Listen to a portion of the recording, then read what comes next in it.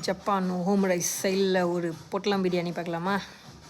நல்லா அதுக்கு 3 முட்டையை அடிச்சுக்கிட்டு அது கூட 65 வைக்கிறதுக்கு 65யும் பொரித்து எடுத்துக்கிட்டு ஃபஸ்ட்டு அடித்து வச்ச முட்டையை ஃப்ரை பேனில் ஊற்றி ஒரு ஆம்லேட்டு போட்டு எடுத்துக்கலாம். அந்த ஆம்லேட் நல்லா வேகும் போது ஃபஸ்ட்டு வேகணும். நல்லா வெந்த பிறகு நம்ம ரெடி பண்ணி வச்சுருக்க சிக்கன் பிரியாணி அதில் அப்படியே ஒரு கவுத்தி அதை அப்படியே எடுத்து ஒரு பிளேட்டில் திருப்பி ஒரு பனானா லீஃப் போட்டு அந்த வாழை இலையில் அப்படியே அந்த பொட்டலம் பிரியாணியை திருப்பி நம்ம வச்சுருக்க எல்லா 65யும் வச்சு அதோட ஒரு சிக்கன் கறியை மேலே போட்டு ஆனியன் கொரியாண்டர்லாம் போட்டு ஒரு பீரோடு ஓப்பன் பண்ணுவோமா?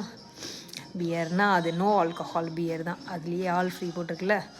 ஸோ அந்த பியரோட அப்படியே அந்த பொட்டலம் பிரியாணியை ஸ்லோவாக ஓப்பன் பண்ணி அதுக்குள்ளே எப்படி இருக்குன்னு சுட சுட சுட எப்படி இருக்குன்னு பார்த்தா வேறு மாதிரி இருக்கும்.